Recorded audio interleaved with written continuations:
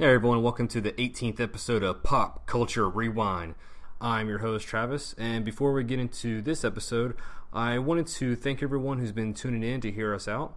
For those of you who are joining us for the first time, you can subscribe to our show on iTunes and Stitcher, as well as our website at popculturerewind.podbean.com. We've recently started going back and posting the past episodes on our YouTube channel, so go there and do a search for Pop Culture Rewind. If you like how we're doing, please leave us some feedback, tell your friends, and help get the word out. We do appreciate that. Now, with all that being said, let's escape to the rewind.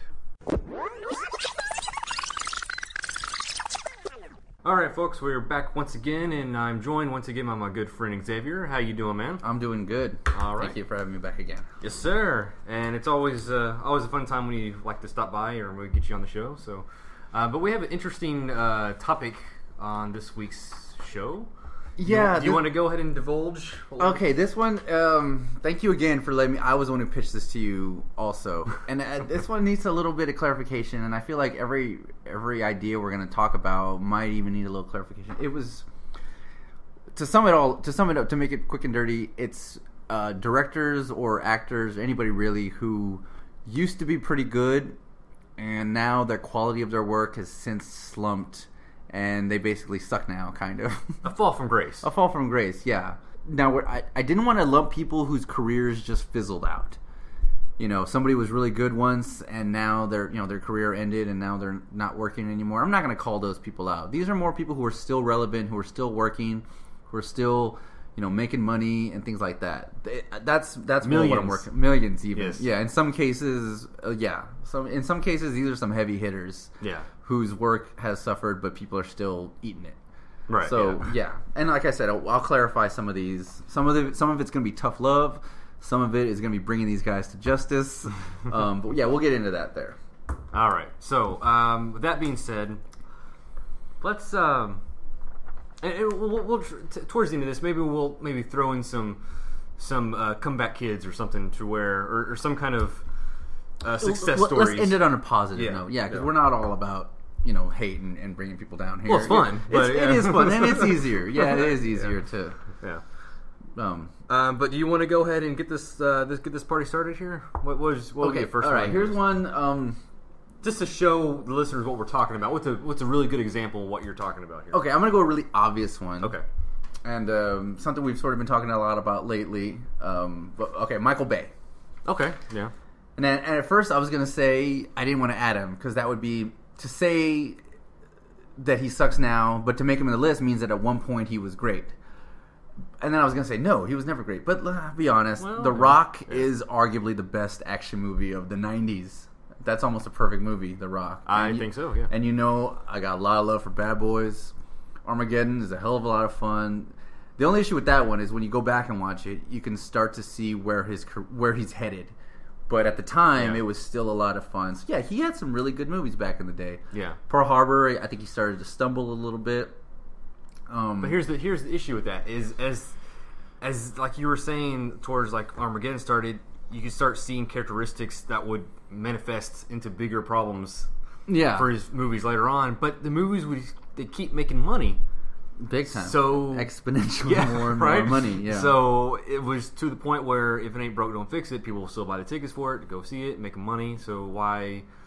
If you saw for him, I would imagine he says, "Oh, okay, well, a couple character tweaks here and there in these movies, which made him quirky or whatever. If that worked a little bit in these movies, if they're even more crazier, I had 10 explosions in this movie, and it made $100 million. If I had 200 explosions, it'll make $200 million. Logically, it makes sense. Mm-hmm, yeah. But I mean, I don't need to walk you through his whole career. He's done Transformers, he's done The Island, and none of that stuff I think is as good as Bad Boys, The Rock, or even Armageddon. I'd say Bad Boys 2 was still a lot of fun. Yes, I agree with that. Just the fact that he could have easily made it very campy, like some of his other franchise hits. Yeah, and he tried to go back to his original take on the first Bad Boys. Mm-hmm. So I think Bad Boy 2 is a bit of a spike, but for the most part, he's gotten out of control. Somebody needs to rein him in a little bit. For me personally, back in the day, when you would say Michael Bay's doing it, it's like, oh, great, this is going to be good. Mm-hmm. And then now it's like, Michael Bay's doing it. Ugh, really? Okay. Yeah, now it's like a Michael Bay movie. People refer to other movies and they say, oh, it's like a Michael Bay movie. Like, it's brainless, it's just explosions, it's eye candy of effects and sexy women and all that kind of stuff. Yeah. And all that sells, explosion and women and all that.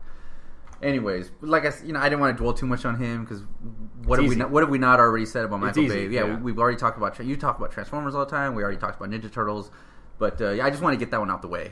Yeah, and if there's any listeners that would tend to have a good opposition to our view on that, let us know. Please do. Okay, no, I'm curious to know which ones you thought of. Okay, well, when we're talking about going back to the director side of things. Mm-hmm.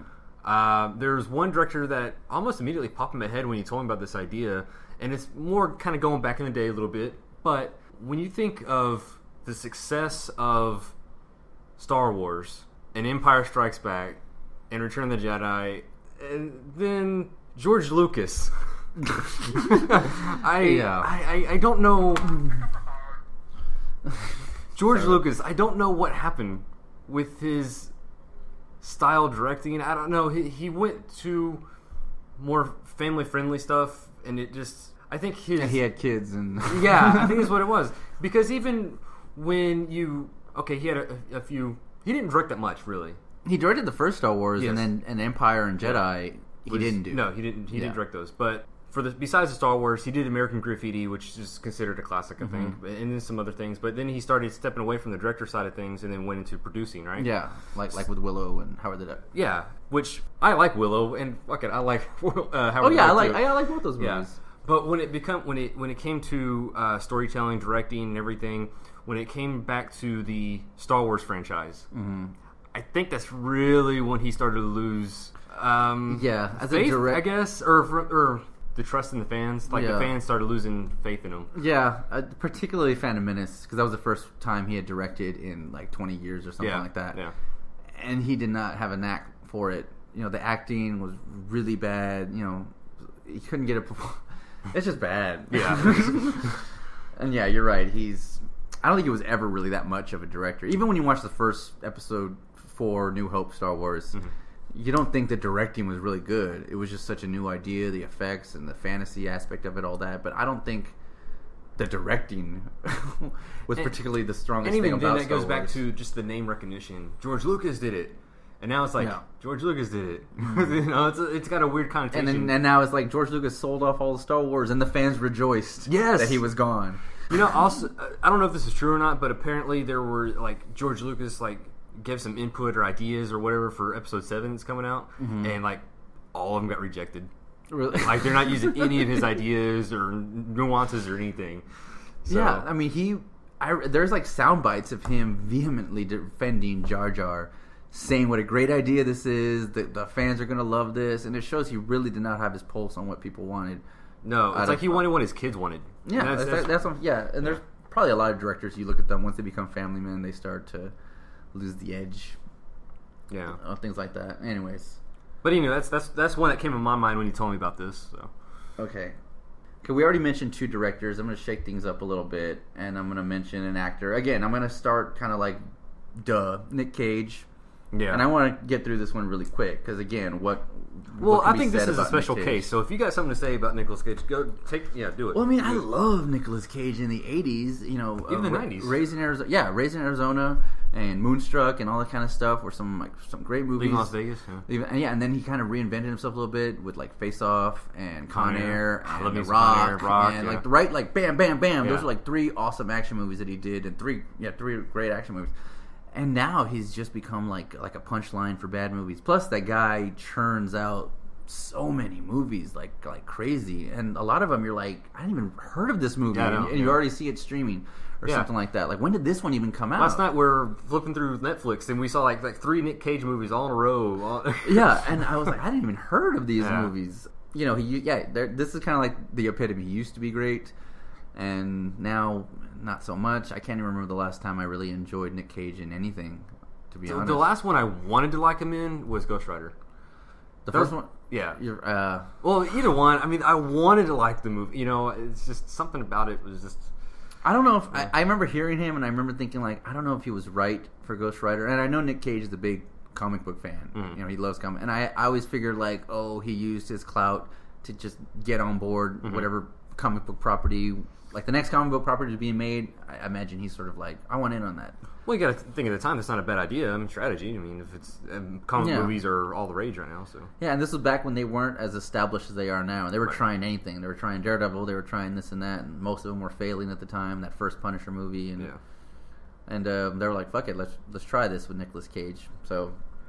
But yeah, like I said, what could be said? And he's kind of become a cliche almost. Is there any rebound for him? Do you think what would it take to get Nick Cage back as a serious contender for Nick Cage is doing it? Let's go check it out. I don't know, because he seems to do a lot of action movies. Yeah, and I think if he gets back to trying to act, take a more dramatic role or something serious, nothing where things aren't blowing up or he's trying to rescue somebody. Plus he's getting a little old. Mm-hmm. Step back from that and take on a more serious role. He's an Oscar-winning actor. We know he can act. True. Give that a go. Try acting. Try acting for once. Yeah, there you go. So yeah, there's Nick Cage. It's kind of it's kind of weird when we're saying he can act and this and that. Try stepping away from the action and things like that. I didn't mean to talk about this particular actor, but Jim Carrey. Damn it! Was he on your list? Let me cross that off my list. Okay, yeah. No, when we're talking about this, I was just thinking of what was that movie, 23? The number 23. The number 23, yeah. And that's what made me think of that particular movie. We're talking about Nick Cage, and that he tried on he seriously tried acting. Something. Yeah, it was something different, and maybe not his usual cliched stereotype thing that he can do. Mm-hmm. So, Jim Carrey isn't a bad actor, and he did try and veer away from comedy. He did, but the thing is, every comedy role he did, he kind of had it. Every serious role he did for a while there kind of had a toe also, like Truman Show. Mm-hmm. It was a serious role, but it was also a little silly premise. He can be a little funny. Then he did Man on the Moon. Yeah, it was a serious role, but he was playing a famous, comedic performer. Things like that. He didn't go full on dramatic like he did with the number 23. He tried to go full on serious role, and I don't think that movie did that well. The audiences overall just didn't take to it. I will say Eternal Sunshine of a Spotless Mind. I thought he was great in that. I thought he held his own opposite Kate Winslet, who's an amazing actress and everything. Yeah. Lately, with Popper's Penguins and other stuff. What has he done lately? Yeah, he's done some weird stuff. Well, the sequel to Dumb and Dumber. The Dumb and Dumber sequel too. Yeah, is he getting too if he was to come up with an Ace Ventura 3? Would you want to see a 50-year-old Jim Carrey bending over talking out of his ass? I don't want to. I haven't. You know what? I haven't seen the sequel to Dumb and Dumber. Neither have I. I don't want. It's too. I think the time has passed too much for that. I think they're too old for those characters. But yeah, I mean, how long? It was 94, 95. It was 20 years later that a sequel. I think it was too late. Yeah, and then I remember when that movie was coming out. Him and Jeff Daniels. Yeah, Jeff Daniels. They were going on all talk shows and they were being quirky and funny and trying to be those characters on the talk shows, and it was you're trying so hard to be. I mean, you don't have to do that. It's. I don't know why maybe they just said screw it. Let's just do the movie. Let's have fun with it. But yeah, what else they got to lose? But yeah, that's the thing. Neither of them seem like they need the money or that they're struggling to. I don't know why they. I don't know. Jeff Daniels, he shouldn't have done it. Yeah. Jim Carrey, I mean, I don't know. Jeff Daniels is doing. What has he done? He was doing good on The Newsroom. He was still relevant. Yeah. He's still around. I think The Newsroom turned him around actually. Yeah. And it was which was kind of weird. I thought that he took that role for Dumb and Dumber. That's what I'm saying. You didn't need to be doing this. Jim Carrey will always be Jim Carrey. We won't be surprised to see him acting goofy. But that was a weird thing in 1994 or 5 that Jeff Daniels did, and you're like, oh wow, Jeff Daniels can be funny and all that kind of stuff. Plus, he looks so old in it. Mm-hmm. It was sad to see him making those stupid faces when you're just so old. Just seeing both of them that old. They tweeted a picture before the movie came out of both of them in character, and it made me sad to see. It's also reminded me how old I am. It's been 20. That's why I hate that movie already. So I haven't seen it. Okay, well, Jim. So was that your idea then? Sure. Well, you had another one, yeah. Okay. Well, okay. I think you. I can tell you already have more of a list than I do. So. Okay. Well, I'm gonna take it back to directors, and All right, this is a random one. I was going to go for an obvious. This is a random one, kind of. Not random, but I don't know if you're going to agree with me on this one. Jon Favreau. Jon Favreau? Jon Favreau. Whatever the fuck. Yeah. As a writer, he had Swingers. Mm-hmm.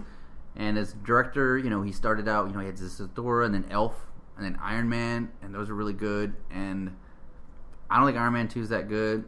I thought Cowboys and Aliens, I don't know why that didn't seem to work. At all. No, yeah, it's kind of weird. I thought, first of all, for Iron Man 2, I think that's subjective. I think some people hate it, some people love it. I don't know.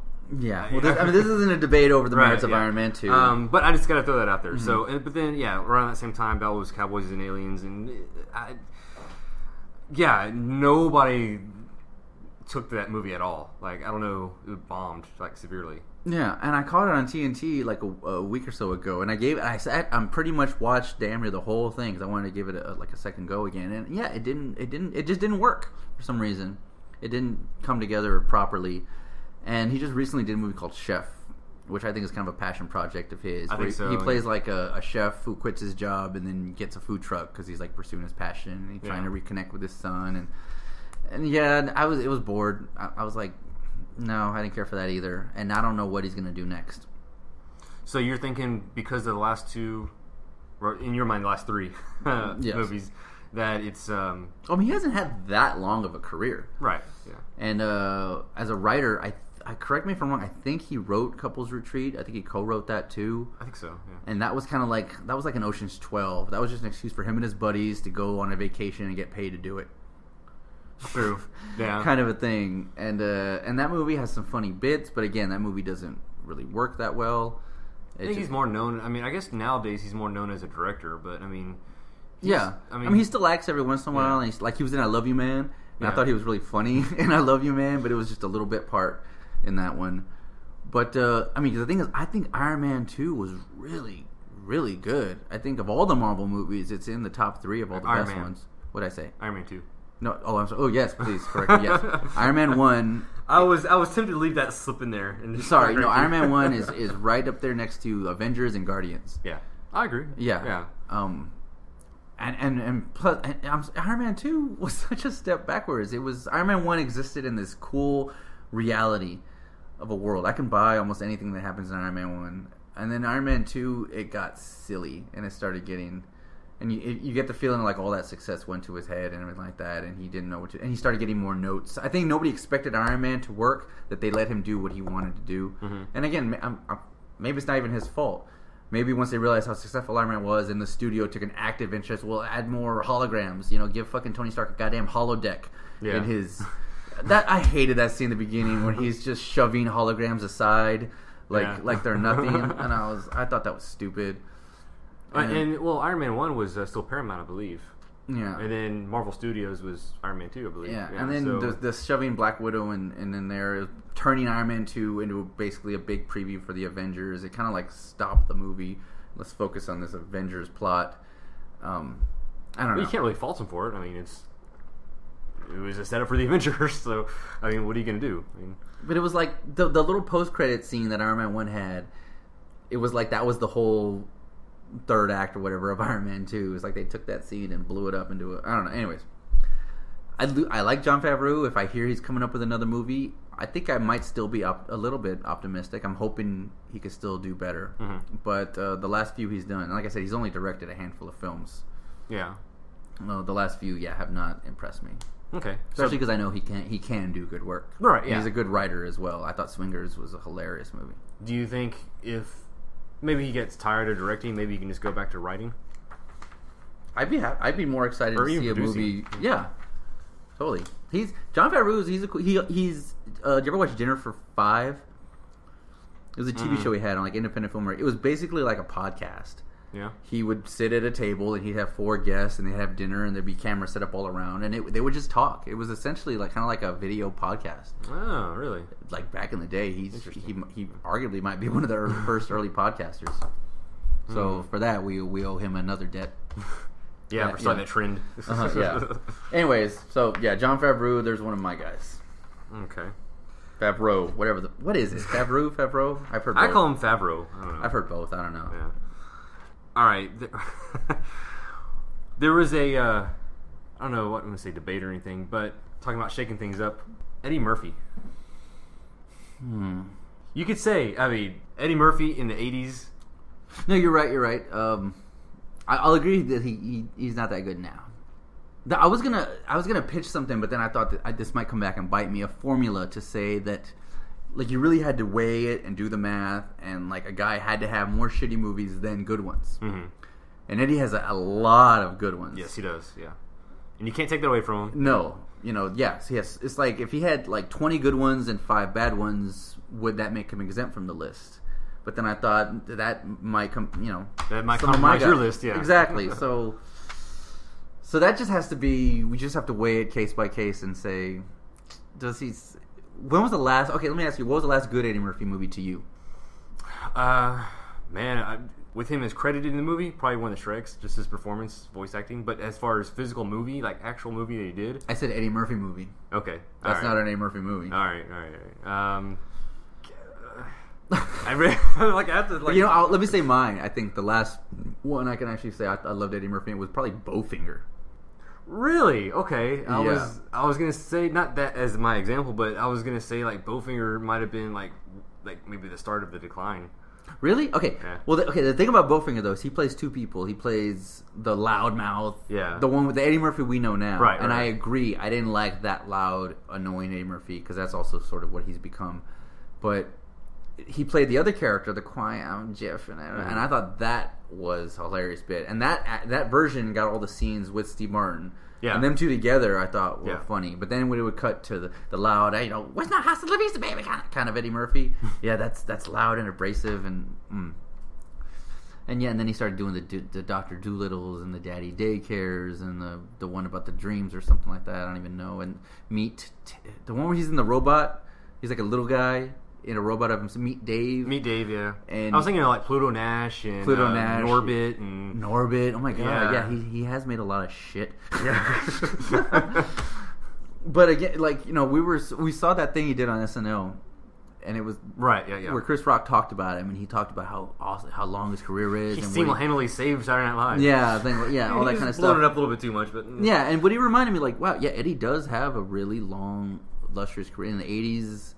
Early 90s, he was the king, man.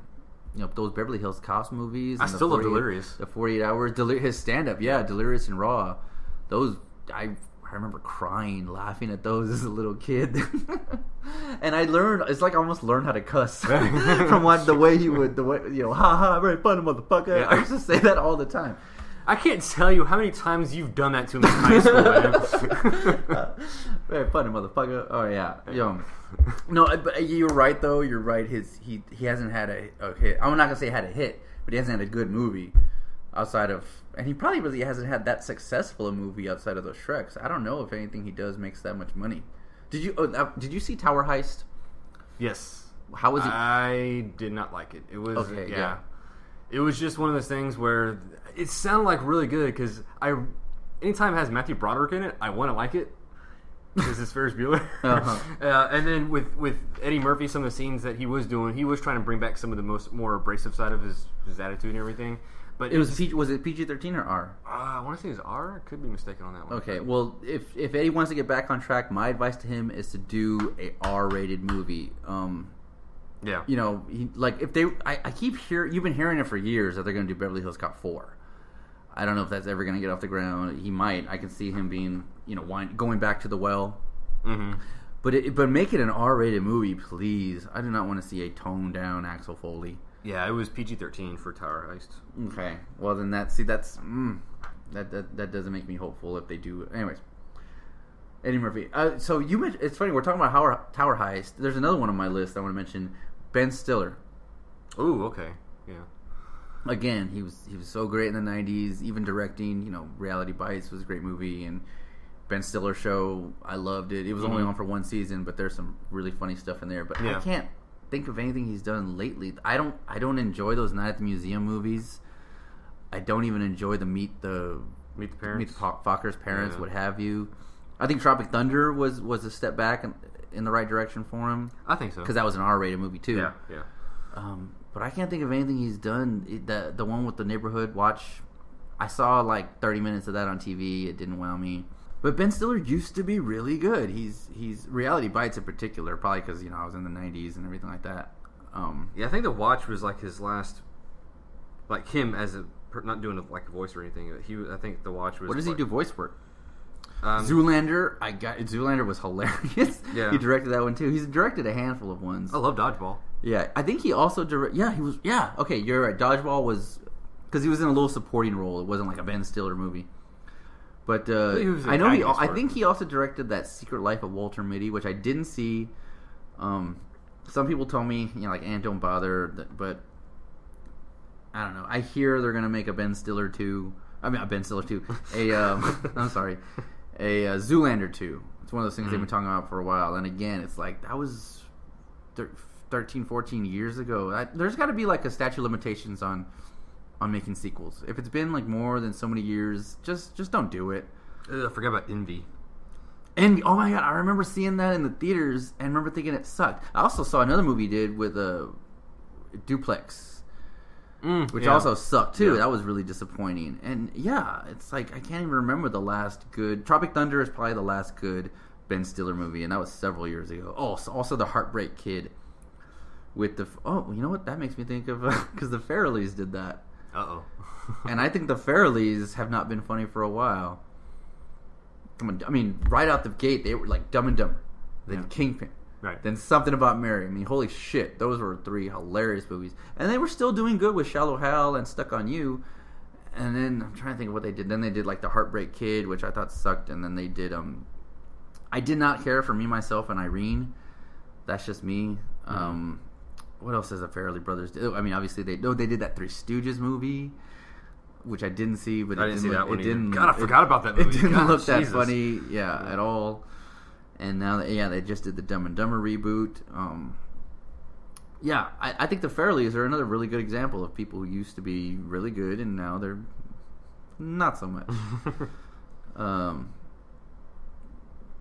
But I think their first few movies were, at least their first 3, Dumb and Dumber, Kingpin, and Something About Mary, were 3 of the funniest movies in the 90s. Yeah, and so close to each other, too. It's just like they were on fire for... Yeah, because it was just like one right after another that these guys were like, oh my god, these guys can't do any wrong. Yeah. And then I think they did Me, Myself, and Irene, and I don't know, I thought it was a stumble, which is why I think that... I don't want to sound like a prude or nothing, but there was like a lot of offensive shit in that movie. In which one? In Me, Myself, and Irene. And a lot of... It was kind of cruder humor than what they needed to do. I honestly can't remember that much about the movie, honestly. It's just... Like, I'm not saying I was like personally offended, but I was like, you guys don't need to work on that level. You guys were really witty. Yeah, it was kind of low brow. And then I think they took a step with Shallow Hal. That was actually one of their more like sweeter films and like touching a little bit. It's like they tried, okay, Me, Myself, and Irene. Okay, let's try and go back to Shallow Hal. And then Stuck on You also had a lot of heart.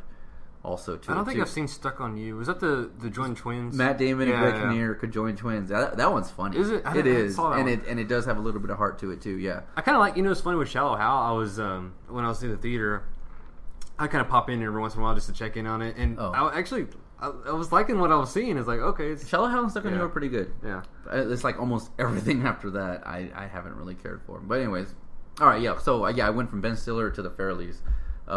What's one? I gotta ask you a question. Okay. What the hell happened to Tim Burton? He was good, He met right? Johnny Depp. Oh, well. It took a while. Yeah. It took a while for them to... Don't get me wrong. They made... Johnny Depp. We can kind of lump these two together. Yeah, we're going back and forth on this one. Because a lot of their stumbles, they did hand in hand. Don't get me wrong. In the beginning, like Edward Scissorhands, which was their first collaboration and one of Johnny Depp's, if not his first starring role, was a great movie. It's arguably one of Tim Burton's best movies. Both of their, it's probably one of their best movies. And then they worked together. They did Ed Wood together, which is great. Again, one of my favorites. They did. I know they did some other good ones before I get into the shitty ones. He wasn't in Sleepy Hollow, was he? Yeah. Yeah, okay. Which I enjoy. Some people lump that as like his shitty one, but I enjoyed Sleepy Hollow a lot. I'm gonna go back and watch that one again because I saw it, but it was 1999. I've only seen that one time. Yeah, I remember. I was working in a movie theater back, a different one, and I know they have some better ones. Okay, but look at the shitty ones. It's like those are all fresh in my head. I'm just going off of just him as a director. Charlie and Chocolate Factory. I think that's the start. I think that's, unless you can think of something before that, but well, maybe Big Fish. But that could at that time that could have been just like a one-off bad. I don't mind Big Fish that much, to be honest. Really? Okay. Well. Yeah. Okay. Well, are we trying to figure out where Johnny went off the rails or where Tim went off the rails? Well, I'm going off of Burton. Okay. So yeah, when did he start to suck? Charlie? Well, you know what? I think even before that, maybe Planet of the Apes. Oh God! Oh my God! How I must have purged that from my mind. You're right, because I remember thinking at the time I was excited about this movie. I was like, Tim Burton, Planet of the Apes. I went in there really excited, and it had some actors. Well, I didn't like Mark Wahlberg that much at the time, but I was like, Tim Roth is in it, and there was some cool people, and I was like thoroughly disappointed, and I wouldn't even believe it about Tim. I was like, no way! Are you sure that was a Tim Burton movie? Like, I couldn't buy it. It didn't feel like a Tim Burton film. Yeah, it was just like, it was bad. And then that started a trend of him doing like shitty remakes, like Charlie and the Chocolate Factory. I thought that sucked. Oh, Sweeney Todd. We didn't mention that one. Sweeney Todd. I saw it in the theaters. Johnny Depp, yeah. I thought the singing was kind of exhausting. There was just a lot of singing.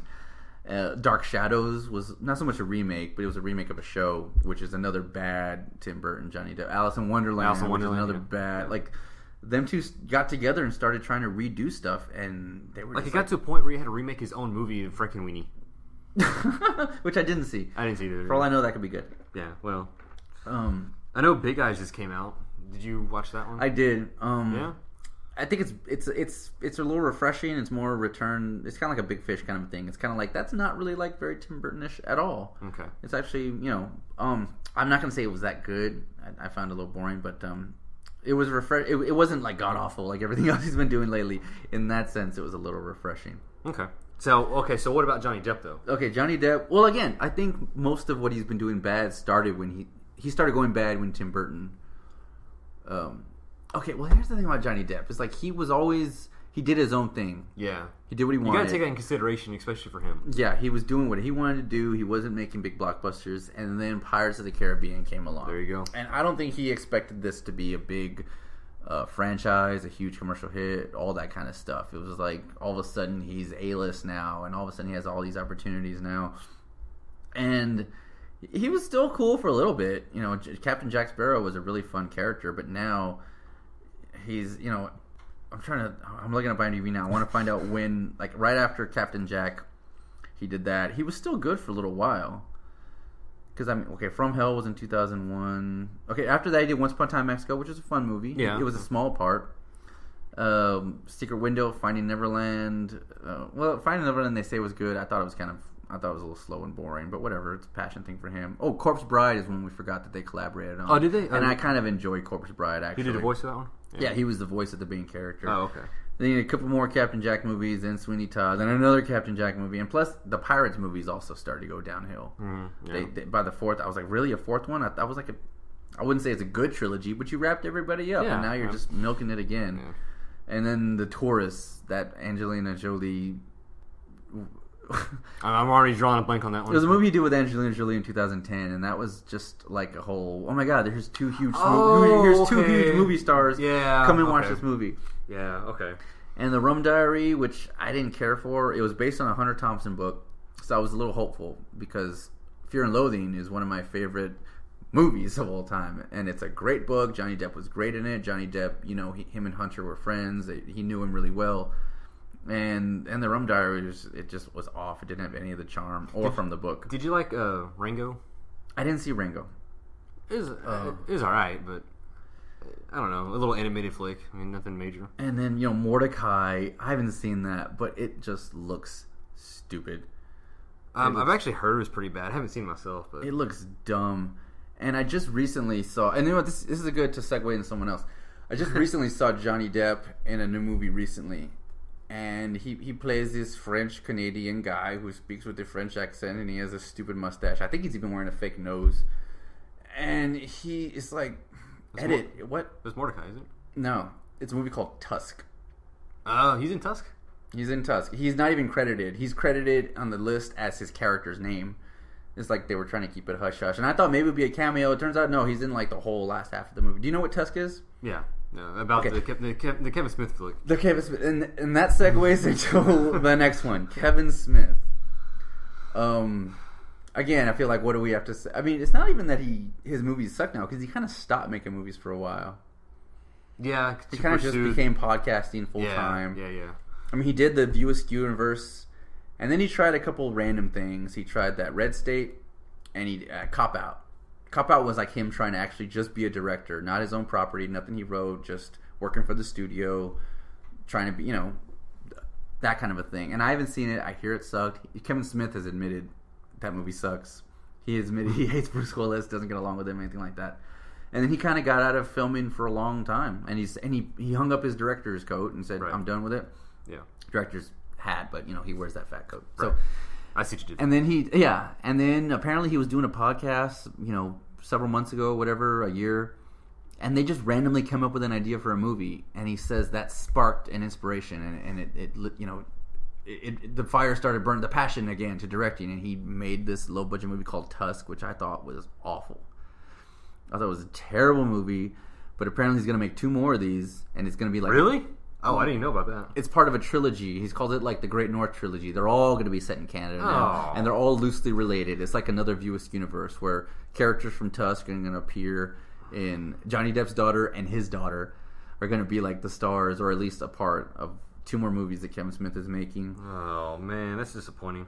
And I thought Tusk was just awful. Even the dialogue, which is usually good at writing, cool, witty dialogue. Just 2 people sitting talking. Usually that's kind of fun in his movies. Even that was boring.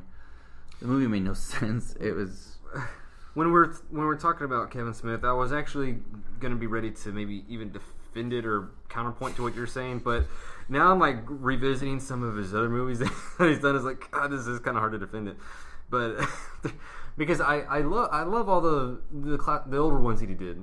The Clerks, Mallrats, Chasing Amy, Jay and Silent Bob Strike Back. I love all those movies. You love Jay and Silent Bob Strike Back? Yeah, it was fun. I like it. I like what it was. I don't like that one that much. Yeah. I actually like Dogma more than Jay and Silent Bob. Dogma, yes. Yeah.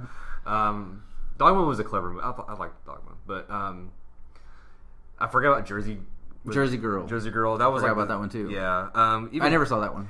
Jersey Girl, even Clerks 2. Yeah, I thought that would be him going back to his old form, and there was a few scenes like when they're talking about Lord of the Rings and they're making fun of it. That was like, okay, that's Kevin Smith. That's what people pay to see when they want to see a Kevin Smith movie. I mean, it wasn't. Yeah. It was so forced. Mm-hmm. I don't know. And then Zach and Mary Mecapono. He's even admitted that was him selling out. That was him thinking, oh my God, Judd Apatow is raking in millions making these kind of movies. I'm going to try and make a Judd Apatow movie. That was him going away from what he does, trying to be something else. Okay. That makes sense, actually. Even if you look at the cast, like Craig Robinson and Seth Rogen and Elizabeth Banks, he even pulled a lot of Apatow's regulars to star in this movie. That is true, yeah. Even that little Indian man who's, that guy who's a 4-year-old virgin and all that. He even put him to do the same shtick he does. He's just, it's funny to hear a little Indian man curse and talk about that. Life is not about butthole pleasures and all that. Well, it is funny. It is funny, but it's like he's literally taking all the framework of what Apatow was doing and tried to be him. Besides that, there was Cop Out. We just talked about that. Red State, I kind of dug that one a little bit. It wasn't bad, I don't think. I haven't seen that one. Give that one a shot, just because it's a different take on what type of movie normally does. Tusk, I really haven't seen that one, but I don't have no reason to actually go watch it. I don't have no anticipation to watch it. I learned about this movie. I was listening to Kevin Smith on a podcast. He was talking all about it, and then that very day I had like a free Redbox buy one get one rental, and I went and I saw Tusk there. I was like, what, screw it. I just heard him talk about this. I'm a little curious, and I did not. I thank God I had it on DVD because I hit like the double speed to get through it because I was literally like getting bored. Like, how much is left of this movie? Let me watch it at double speed just to get through it. Wow. That's not a good sign when you're trying to rush through a movie. So yeah, I was ready to defend him, but after further investigation. Okay, well, Kevin Smith, that's my take. Who's next for you? What do you think about Adam Sandler? Oh God, yes. It seems it's hard for a comedian to have longevity as a comedic actor. We've already talked about Ben Stiller. We talked about Eddie Murphy. I do see a theme in here. Yeah. Yeah. Now Adam Sandler, and you're right. Again, that's kind of like everybody knows he sucks now. I think even he knows he sucks now. I don't know. I don't think he does. Or he must know, and I don't think he cares. Yeah, because he's getting paid. Because he's making millions. I don't think, and that right there almost pisses me off. I could forgive him if the talent just went away, but he's trying to make good movies and failing. I could at least forgive him for that. But I think he knows he's making shit, and I think he's laughing all the way to the bank, and he's the only one laughing because his fans aren't. I'm trying to think. What was the last good Blended? Oh, good one. Yeah. Oh God, last good Adam Sandler movie. Well, what did you think of Funny People? I don't like it. Okay, but that's not so much. Okay, we should also clarify. There's Adam Sandler movies, and there's movies with Adam Sandler in it. Like Punch Drunk Love, the one where he plays like a guy who survived 9/11 and things like that. Occasionally he tries something different. And then there's the straight up Adam Sandler movies, one that Happy Madison produces, the ones that have all of his friends in it, the ones you can easily spot an Adam Sandler movie. That's My Boy, Jack and Jill. Those are Adam Sandler movies. I think the last one of those that I enjoyed was probably the comedy aspect. I don't even know if that would be one. Anger Management. Yeah, there was some funny stuff in there. And then Anger Management and Longest Yard. I will say, okay, yeah, Longest Yard, but Anger Management and Longest Yard. They're not the Madison. I don't think. They are. Are they? Yeah. Okay. If Alan Covert is in it, then it's a Happy Madison movie. But he wasn't really like he was in all the laughs weren't so much on his shoulders. He was almost a straight man in the movie. For Anger Management? Yeah. It was like Jack Nicholson and everybody else. And then in Longest Yard, he was kind of serious and calm, and he let almost everybody else do a little bit. Whereas Jack and Jill, he's dressing up as a woman, and or that's my boy. I'm Adam Sandler. Yeah. Like he's trying to do bits from like when he was on Saturday Night Live. Yeah. You know? He's like doing that shit like 20-something years later. Like Spanglish. That's not an Adam Sandler movie. Yeah. He's the star of it. He's in it. But that's not an Adam Sandler movie. Longest Yard might be the last thing he did. Click, I'll admit, I laughed a few times, but I don't even think I saw. Oh, I saw like the first 30 minutes of the mess with the Zohan at someone else's apartment, and I went to the other room. Like, what else is going on here? Because it was. Ugh. It sounds like now he's trying to rely on the grown-ups movies, like him and his friends. Him and the grown-ups out there. She meant like he's trying to make grown-up movies. And I was like, did you see Jack and Jill or That's My Boy or something like that? And Blended, like it's at this point when I see an Adam Sandler movie's coming out, I'm not even gonna bother. I've lost hope. Yeah, that he will turn it around. I think he'd rather retire than work hard and try and get back to like the Happy Gilmore, Wedding Singer, Big Daddy, the good movies that he used to do. Yeah. And the Adam Sandler movie is like a Nick Cage movie or a Michael Bay movie. Yeah. It's like what you're gonna get. Just those expressions. Now I will say he's got a movie coming out this year called Pixels. I don't know much about it. I'm not sure if it's like one of his movies. I think it's a movie that he's starring in where aliens invade Earth, but for some reason they're all like 80s video game character aliens. So they pull so specific. Yeah, so they pull him. They pull Peter Dinklage from Game of Thrones, the little person who's great, and he can do comedy, and Josh Gad, who. This looks stupid. I'm like looking at the pictures. Oh, you're looking at it now? Oh God. Well, I mean, just the premise. It's because it sounds like it's going to be like a love letter to people who play video games in the 80s, kind of a thing. It sounds like that episode of Futurama where the tales of interest where Fry wished because the only thing I'm good at is video games, and then a bunch of 80s video games literally space invaders invaded New York, and Fry got to use his video game skills to defeat aliens. Man, they're ripping on Futurama. It sounds like they took that little skit premise and expanded it into a whole movie. Chris Columbus, I think, is directing it. He did, the Harry Potters and a bunch of other stuff back in the day. Kevin James is in the movie too. He is? Okay. Well, I'm sure Adam Sandler won't agree to do anything without some say-so, some input. Until I see a trailer, I'm not going to automatically come out and say that sounds dumb. It sounds intriguing. Well, I'm just looking at. I was looking at some of these like screenshots of. I don't know if this is like promotional posters or anything, but it just looks. Well, there's a giant Pac-Man attacking his Golden Gate Bridge. Because it doesn't sound like it's an Adam Sandler movie. It sounds like it's a movie that has Adam Sandler in it, and that's like the best thing you can say about the movie is Adam Sandler's people. Because that's the thing, he doesn't write or direct these shitty movies. He just stars them. He just has his friends write and direct them and all that. He's just paid to he's just paid to be a bit to put his name above the title and star in it. And anyways, so yeah, Adam Sandler, you're right. You said Adam Sandler, right? Okay. All right, I think it's finally time to really shake things up a bit. God. I want to explain. I'm just going to say it, and then I'll explain it as I go. Okay. And I hope you're sitting down, because I know I'm going to get a lot of hate for this. Christopher Nolan. Oh, no. Here we go. Yeah. Now... The hell you say? The hell I say. This also goes back to, does he have enough bad movies to counter his good ones? His earlier ones, like Insomnia and Memento...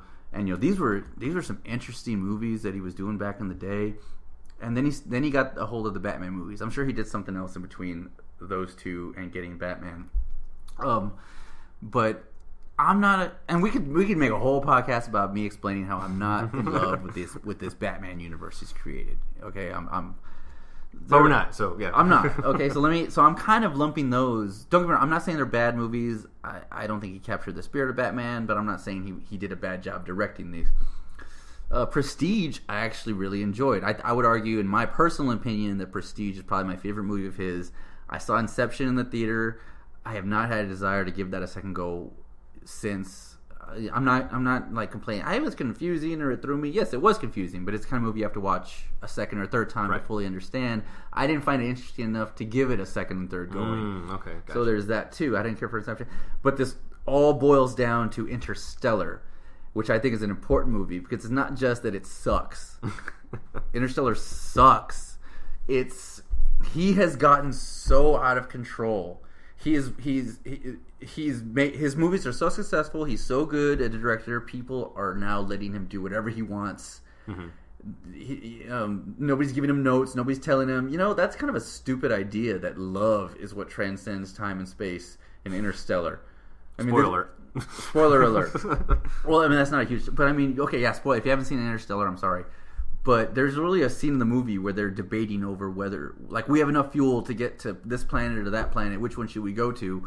And they're deciding we should go to this one. Well, that's because you're in love with the scientist who went there. And Annie Hathaway with a straight face. Well, yes. Well, maybe love is something that is quantifiable, that transcends time and space. And I was like, really? This movie seemed like it was really rooted in science fiction. They had astrophysicists consulting all that kind of stuff, and then love is what saves the thing. And I'm not even going to spoil the ending, which is fucking ridiculous. Have you seen Interstellar? No, I haven't seen it. I don't want to spoil it. I think I could get you on my side if I explain this movie to you. It is ridiculous, and I think only fanboys who have blinders on, who refuse to believe that Christopher Nolan can do any wrong, are the ones who continue to defend this movie. It is ridiculous. It is boring. It is stupid. and he has gotten so out of control. The fact that he got this movie made and nobody told him that this is dumb shows that he's going crazy. I read somewhere someone compared it. He's gone full Shyamalan. Oh, yeah. That's pretty bad. Yeah, and that's what I'm saying. He used to be really good, and he's getting too out of control because it's like Michael Bay, kind of. I was saving this metaphor, but they're both sort of in the same boat. They're so good now, and their movies are so successful that they're given such free. Nobody's reining them in and telling them. The producers and the studios are saying. Nobody's saying ease back on this, or maybe you're going too far with this. Nobody's reining them in, and and now they're just going crazy. Yeah, and Chris Nolan. But I would not have put him on this list if I didn't think he at one point was a very talented guy who made some really good movies, and I think still could. So I think maybe the success has gone to his head, and even he's believing his own hype. So besides Prestige, you said what else did you like of this? Memento. Have you seen that one? Yeah, that was like unlike anything anybody has seen or done even since then. Insomnia. It was like a dark Al Pacino, Robin Williams. I haven't seen that one. He made some interesting movies. And I'm not even saying he did a bad job with the Dark Knight movies. To me, that's not Batman. That universe he created was not the Batman universe I wanted to see. Again, maybe it's because I'm holding Batman precious and saying that's not right. Maybe I'm getting a little from that nerdy point of view. I'm not saying they weren't well done movies. Mm-hmm. Like we were watching The Dark Knight the other day. It was on TV. Yeah. And it was kind of in the background, but every time we'd walk past it, I'd stop and be like, okay, now why doesn't this happen? Or you were tearing it apart. I was tearing it apart pretty bad. Yeah. And people love that movie and hold it up so high, and it's like they have blinders on. They won't see the holes in that thing because they love Dark Knight so much. I'm amazed that Dark Knight gets such love. People hold it in such high regard. It's okay. Anyway, all right. That's enough of my Christopher Nolan bashing there. All right. Well, what else? What else I wanted to stir the pot. Do you have any more? Yeah. Look, I already talked about Johnny Depp. Here's one I think we both kind of agree on, so we can discuss this. Seth MacFarlane. Yes. I don't even know where to lump him in. As a director, as a writer, as an actor, what to say. If you say Seth MacFarlane was once good, it's because Family Guy was once good. Yeah. I agree. Yeah, and even then he's riding those coattails as long as he can. Even if we only talk about Family Guy, he falls within the category of this. Yeah. But that's not even talking about. Well, I will tell you if numbers matter as far as where to categorize him.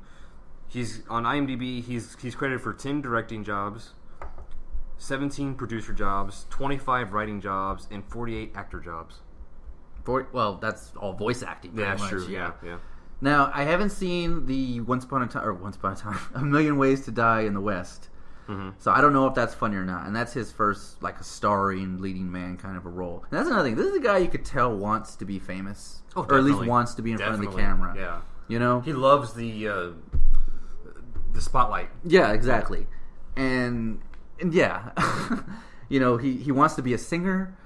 So, and he's gotten so big that he can do these passion projects and cram all that stuff down our throats, even if nobody really wants to see him crooning. He's got the outlet for it. Just like I have the outlet to make a free podcast. Yeah. So he's got the outlet to do that. So okay, yeah. But, I mean, Ted had a few funny moments, but as a whole, yeah, I didn't love Ted. I haven't loved where Futurama's been going for the last... Not Futurama. Sorry. Family Guy.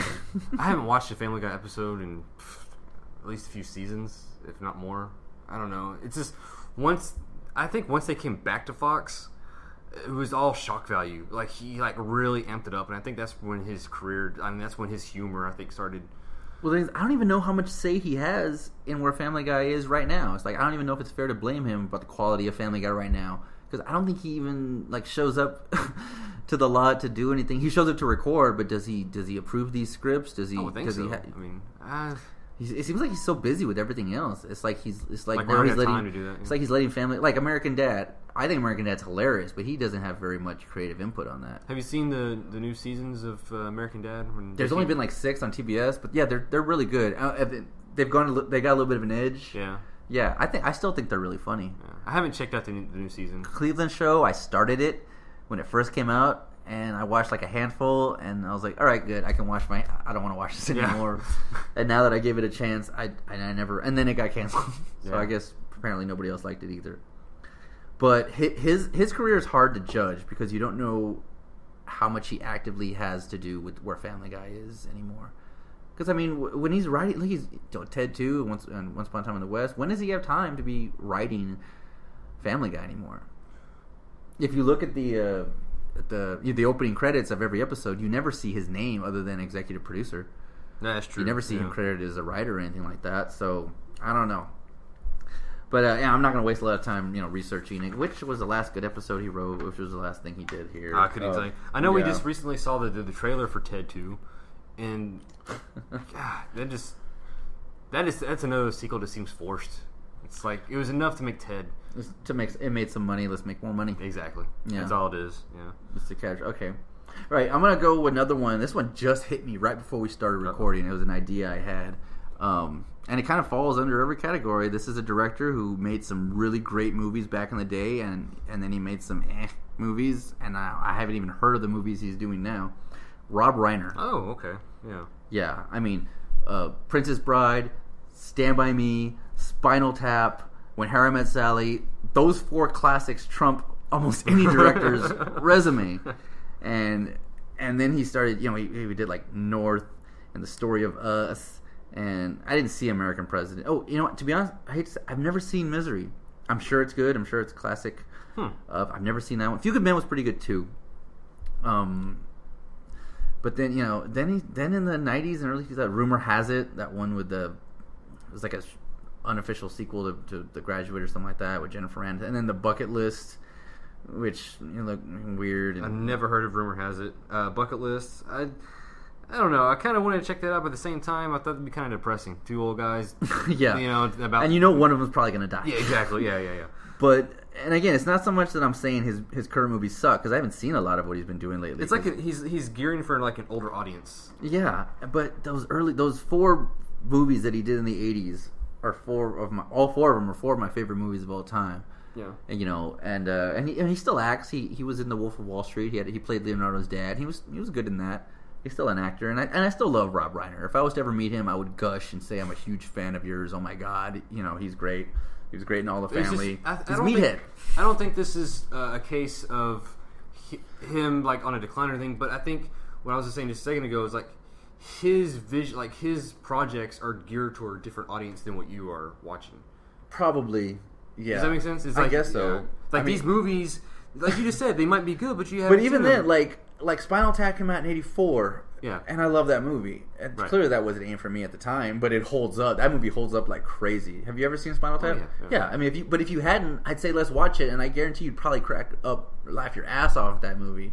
It holds up like you wouldn't believe. Stand By Me, that's a classic. Mm-hmm. Oh my God, especially because it's set in the 50s. Yeah. You could still make that movie today. Yeah. And it would still hold up. That movie could be released today, right now, and I guarantee you would do good. Princess Bride. Oh my God, I don't need to tell you what a great movie that is. And When Harry Met Sally, yeah, I think that's a great movie. It's probably one of the best romantic comedies of all time. It started a whole trend of romantic comedies. That is true, right? Yeah, I think it would be. It set Meg Ryan off on a. We can even talk about her. When's the last time she did anything good? But she was the it girl. She was America's sweetheart back in the day. She started doing Sleepless in Seattle and You've Got Mail. Not that You've Got Mail is any good. Joe versus the Volcano, and she just did nothing but romantic comedy after romantic comedy, and she made a lot of money doing that. And then she kind of disappeared. She tried to shake her good girl image with In the Cut, which I haven't seen, and then she got all that crazy Botox, and now you can't even recognize it. Yeah, that's yeah. But yeah, Rob Reiner, I don't expect him to get back to form. Like a Michael Bay or something, or a Christopher Nolan, I think they could, or a John Favreau, I think they could turn it around and get back to where they are. Rob Reiner, I don't see him turning it around anymore. And he doesn't need to. But yeah, like I said, I do have nothing but love for that guy, and I would gush if I ever got to see him in person and be like, oh my God, you're great. Michael Bay, I would kick him. You suck now. I don't feel like I owe him anything, but this guy is a big part of my childhood, and I feel like I owe him anyways. Fucking Stand By Me. That movie is crazy. Now, Stand By Me has a little bitty role by a great actor I used to love, who was really great. Stand By Me was part of it. A little actor named John Cusack. Yes. Now, I love, again, if I met John Cusack, oh my God, you're awesome, John Cusack. You've been in some of my favorite movies of all time. And knowing you putting him on this list, I know that's got to hurt your feelings. Yeah, there's a couple more that are going to hurt to talk about, or at least one in particular that I'm saving that is really going to hurt to talk about. And I love John Cusack, and he's made some great movies. Grosse Point Blank in 96, 97 is one of my favorite movies of all time, and he's great in it. But when was the last time you liked John Cusack in a movie? 2012. I mean, just the fact it's disaster porn. We're still having disaster porn movies coming out. The Rock has got a San Andreas, something like that. It's just an excuse to have things crashing and destroyed, and it's a tragedy. I'm looking at some of the stuff John Cusack has done lately, and a lot of it I don't even recognize. Hot Tub Time Machine was hilarious. Yep. It was really funny in that. War Inc. was a big... I saw that and I was like, what? Was that Must Love Dogs? I really wanted to like The Raven because I thought he would make a good... Playing Poe? Yeah, I thought that would fit him perfectly. He got into a romantic comedy thing, like a shitty romantic, like he did Must Love Dogs, he did America's Sweetheart, he did Serendipity, and it was like, wow, really? You're going, just doing, God, he was in a movie with Nicolas Cage in 2013, The Frozen Ground. Wow. I was going to say, you mean Con Air? Is that what that is? No. Oh. But they were in Con Air together. Well, but you know what's funny? He hates Con Air. He doesn't like to talk about Con Air. He's like ashamed of that movie. And I'm like, dude, I loved Con Air, and you were great in Con Air. What do you got against it? In the late 90s, too. Like, did he defend himself on that, or he just said it, or... I've heard other reviewers mention that he hates it. I've actually never actually seen him say he hates it, but that's what I'm saying. I'm hoping that's not true, because that would be weird, like, if you wouldn't... Unless it was, like, a bad experience. Like Tim Curry doesn't like to talk about Rocky Horror. Yeah. He doesn't like to talk about that. It's like a given. Don't ask him about that movie. Don't ask John Cusack about Con Air. I don't know. But, I mean, in the 90s, he was still making really good movies. Being John Malkovich, that movie blew my mind. Like I said. But I don't remember the last thing I saw him in. He did this movie. It was called, like, Drive Hard or something like that with Thomas Jane, where they had no chemistry together, and it was just dumb, and I don't know. I just haven't liked, not since Hot Tub Time Machine, but then that was like a blip. The most current movie I've seen him in was The Factory, and that was only because it was on Netflix.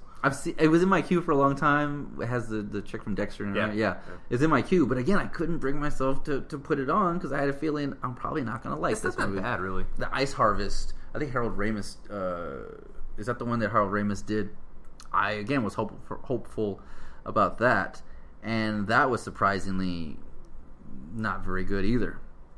John Cusack, he just hasn't done anything. Like I'm not coming down too hard on him, but he kind of just falls in the category. He made a lot of good shit, and he's still working. You gotta call him out on it. I gotta call him out. Yeah, that's a little bit of tough love. He's dangerously close to Nicolas Cage territory, and we don't want to see him. We don't want to see him. Nobody wants to see anybody journeying into Nicolas Cage territory.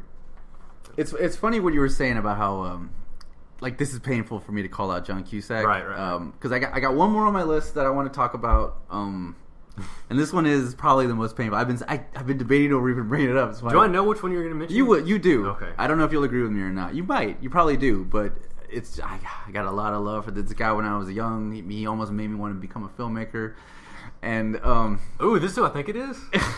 Robert Rodriguez. Wow. Okay, that is. Yeah.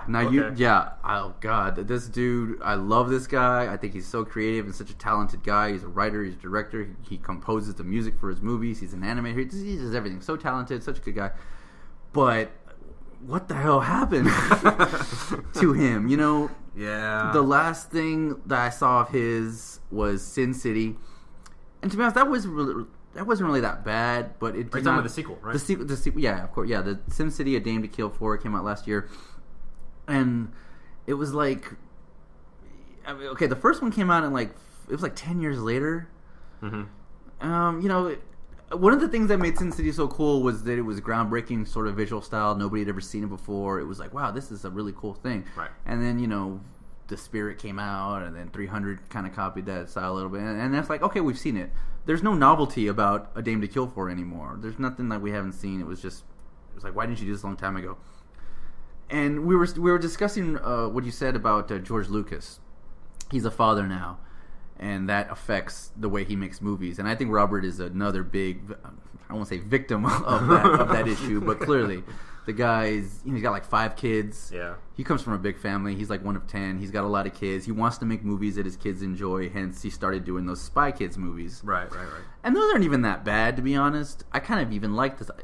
The first 2 Spy Kids movies, I was like, oh, that's kind of cool. He's making a couple movies for his kids. But then he made a movie specifically for his kids, The Shark Boy and Lava Girl. His kids were the ones who came up with the idea. And he took his kids' drawings and his kids' idea, whatever, and made it into a movie. And I actually sat through that because I love Robert, and I was like, that was just for your love of the director. I sat through the adventures of Shark Boy and Lava Girl. Is it in theater? No. Okay. I saw it in, but and the Machete movies, they're kind of fun. There's a little bit of fun to be had there, but they're not that good. They're not as good as like Desperado or Sin City or as his early movies. Here's my issue with Robert Rodriguez is it seems like him and Quentin got together and they made The Grindhouse, and I did like Planet Terror though. I did too. I love it. It's a good movie for me. But it seems like he just gravitated towards the Grindhouse style, and like that's all his movies since then. Yeah, It's like Machete and Machete. Well, Kills. Machete was a trailer, Right. And it was Machete is supposed to be a Grindhouse movie, Right. I don't know. I just kind of gravitate all those together, and it's just like anytime not to go off topic here, but he like I don't want to say brought back the Grindhouse style, but I mean like he's got his own channel, the El Rey Network, and which I don't have. Like I'd like big. to. Like that Grindhouse vibe, like the voice actor or the voiceover guy that does all the Grindhouse, his voice, yeah. He does all the voice thing. Like he's like the narrator on the commercials. Okay, is that bad? I mean, do you not like Grindhouse type style of movies? I do in moderation, but if it's like all you got, I mean, I don't. Well, it's not because he'll stop what he's doing to make kids films every once in a while. Okay, so you got it's like two polar opposites. You got Grindhouse. And then you got like 4 Spy Kids and Lava Girl, and that's a movie called Shorts, which I didn't even see that one because it looked. I'm like, ugh, I'm done. So by that time, Shorts already came out. You were already done with them. That's what it sounds like. I'm not saying I'm done with him because like I said, I was kind of excited about Sin City 2. I was like, finally, I thought he's getting back to. I thought Planet Terror was like, yes, he's getting back to his old style, his old roots, things like that. I didn't hate Sin City 2, but it was like, okay. There's nothing in there that you didn't already show me 10 years ago. Okay. Kind of a thing. So besides the gimmick and then you focus a lot more on Jessica Alba, which I don't care for Jessica Alba. Well, he did, or... Well, the movie, she had a small part in the first Sin City, and she's like the focus of a whole part of this movie. But yeah, but I'm saying I think Robert could very easily churn out a really cool movie, but like you said, maybe. And what was the deal with Red Sonja? Like Rose McGowan, like he wanted like Rose McGowan to be Red Sonja, and he was dating her at the time, and that was gonna be a thing, and I think that became Conan the Barbarian, or not the Conan Barbarian, but the remake, because she's in that now, or she was in that as a little side character. She was, yeah. I'm thinking that sort of got turned into that movie, and because I thought the idea of him making a Red Sonja movie that sounded neat, and and he was attached to Predators. And that wasn't really... I did, yeah. He produced Predators, and I think he wrote it, or it was based on his concept story. And I thought it was a neat story. And I do enjoy Predators. I thought it paid a lot of... It stayed true to the original McTiernan Predator, the vibe. Yeah, that movie gets a lot of hate. I don't know why. I remember when I saw it in the theaters, and as soon as it starts playing the credits, they start playing Long Tall Sally. Yeah. And I heard people like, what the hell is that music for? And I'm like... Really? Yeah, they didn't get it. And that's what I think it is. I think a lot of people they didn't get it. I think one thing that kind of pissed me off about that movie, nothing really to do with the movie, but marketing side of things. I saw the trailer for it in the theater, and I was like, oh, great, Predators movie. And then there's one shot that he did where the guy like turns around and he's got the 3 little kids, and then like a whole bunch of them. Makes it seem like there's 20 Predators with lasers on him. That was filmed. Damn near wet myself when I saw that, and then the movie comes out and it's just beep. This one that was made just for the trailer, and it's a fucking lie. Yeah, they fucking lied to us. Yeah, that is false advertising. I like to tell myself that Robert had nothing to do with that. It was the marketing department or something. The studio said that. I don't think he would blatantly film something. It's like studios. Yeah, it's studios. So, but back in the day, man, Mariachi. I think Desperado was the first thing I ever saw of his. And then because of Desperado, I looked up Mariachi and Road Racers, and they were a lot of fun. And 4 Rooms, his is my favorite segment of the movie 4 Rooms, which is hilarious. And then Faculty, that was kind of him being the studio says, hey, we have a script here. Because it's the only movie he's done that he didn't write was The Faculty. Kevin Williamson wrote it, and he was an up-and-comer, and he had a contract. And look at him now. With Columbia, yeah. And then they're like, we have a movie here, you do it. And even though the plot behind Faculty is kind of derivative and silly, the directing, I think he did a good job with that project. That movie keeps my attention throughout the whole... I don't know if it's him directing or what, but... I mean, I do enjoy the Faculty. Like, if that movie comes... If I'm flipping through the channels and I see it, I'm probably going to watch it. Yeah, and I think he's a good director. I think he's a good guy. I remember somebody was talking about Spy Kids 3 or something. Mm-hmm. And there's a shitload of actors in that.